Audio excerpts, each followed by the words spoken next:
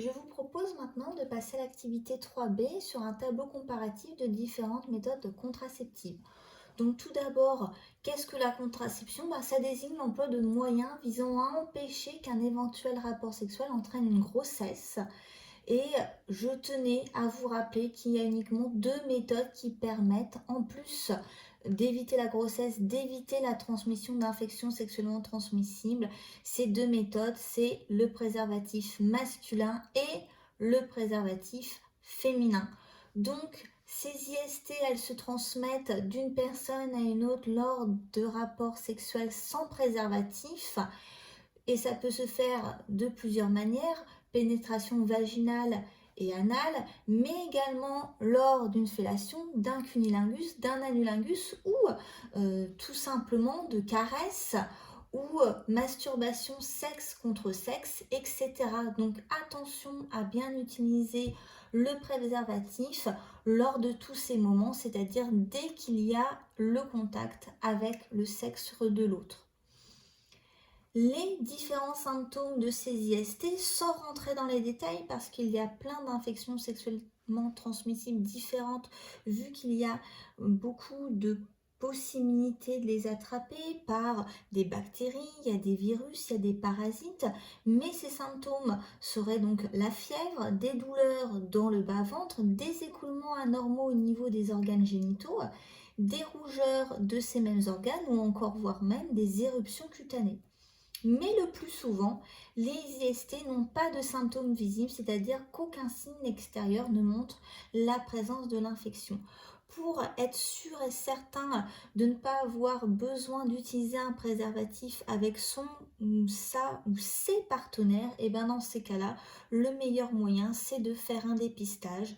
C'est anonyme et gratuit pour les mineurs. Les parents ne sont pas obligés d'être au courant. Ça se fait sous secret médical. Il suffit d'aller voir son médecin traitant et de lui demander une prescription ou alors d'aller dans un labo, mais dans ces cas-là, ça sera payant. Mais il y a également des plannings familiales. Il y a un endroit à l'hôpital à Romorantin qui est ouvert à des temps indiqués sur lequel on peut faire des dépistages. Alors, ce que je vous mettrai sur le cours. Ici, ce qui m'intéresserait, c'est que grâce à deux sites internet, le site choisirsacontraception.fr, mais également le centre de planning familial de Lille, et remplir le tableau qui est fourni ici. Ce tableau, il y a d'indiquer différentes méthodes de contraception. Elles sont énumérées ici. On a des méthodes chimiques avec des hormones, des méthodes mécaniques, donc les préservatifs, mais encore des méthodes en fonction de ce qu'il y a d'intégré à l'intérieur de dispositifs intra-utérins, soit une méthode chimique avec des hormones ou soit également avec le cuivre ou encore mécanique puisque ça va empêcher le développement, ça va prendre la place que pourrait occuper un embryon. Donc je vous demande ici dans ce tableau, grâce à ces deux sites indiqués préalablement, d'indiquer s'il y a la présence d'hormones. Je pense que je vous ai déjà quelque peu aidé. Le mode d'action sur l'organisme et ou sur les gamètes. Donc je vous rappelle, gamètes féminines ovocytes, ovules, et masculines spermatozoïdes.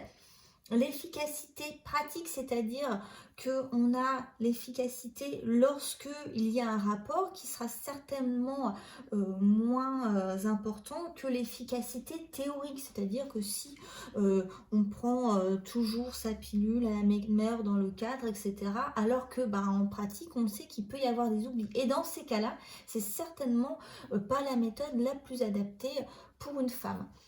Si elle protège des IST, c'est pareil, je pense que je vous ai quelque peu aidé. Si elle se pose par un professionnel, c'est-à-dire que est-ce que vous avez besoin de votre médecin pour mettre un préservatif masculin, par exemple, si elle se délivre sur ordonnance ou pas, la durée d'utilisation et également pour vous donner une idée du prix en euros. Donc, ce tableau va nous permettre d'aboutir au bilan.